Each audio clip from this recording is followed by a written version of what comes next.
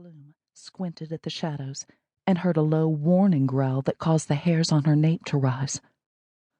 What the hell is that? She didn't take the time to find out. Bianca bolted. Fear propelled her.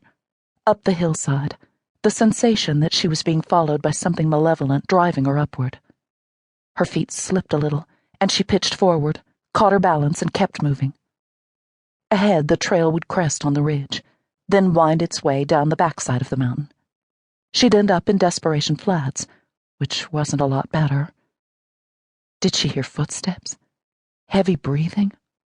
More growling. In the distance, she heard the howl of a coyote, and her blood froze in her veins. Run! Faster! She sprinted wildly, crazily, one foot in front of the other, panic gripping her, her breath coming in short gasps, her legs cramping, her damned lungs burning. Go, go, go! Don't stop! Upward she raced, driving forward until her lungs felt as if they might explode, and she came to a narrow spot where the trail twisted between two huge boulders. She flung herself against one, gasped for air. Was certain a bloodthirsty demon, the kind she'd been reading about in her latest horror novel, was on her tail and ready to leap out at her to rip her face off.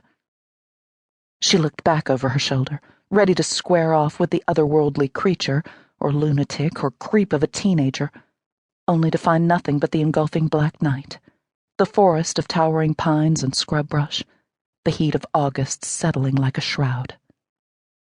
No footsteps pounded up the path. No labored breathing echoed through the night. No guttural sounds of a beast's warning reached her ears.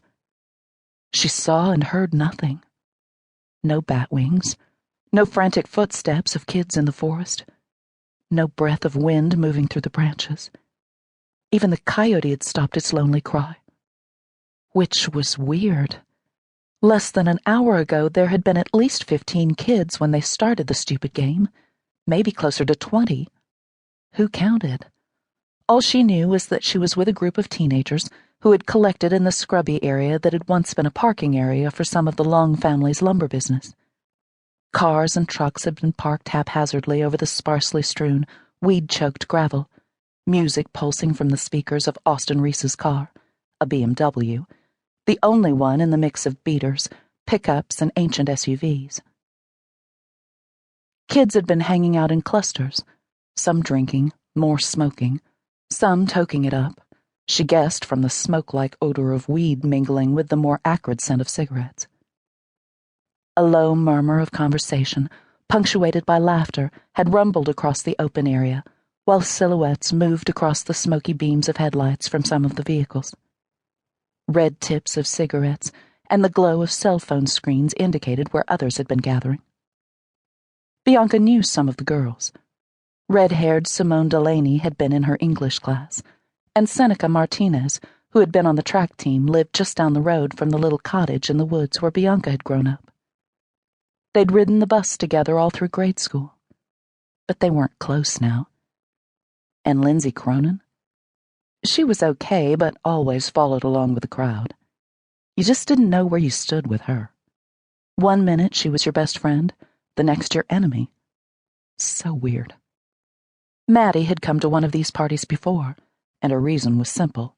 She hoped to hook up with T. O'Hara, as if she had a chance. Come on, Maddie. Get real. Everyone knows that Tej is half in love with Laura Haas, and even he has to stand in line. Laura was definitely the it girl of Bianca's class, and Tej, with his quick, killer smile, athletic body, and sharp wit, was out of Maddie's league, at least in his inflated opinion of himself. Bianca suspected Maddie knew she was being used, but didn't care, or thought it was a way to make TJ fall in love with her. Oh, sure. While they'd hung out before the game had started, Maddie had barely shown interest in what Bianca had been saying, and it wasn't just because even then Bianca had second-guessed the idea of the party. I really should get back, she'd said. This doesn't look good. Stop being such a wuss. Maddie's fingers had still clutched her phone, her head moving slightly, her eyes squinting as she surveyed.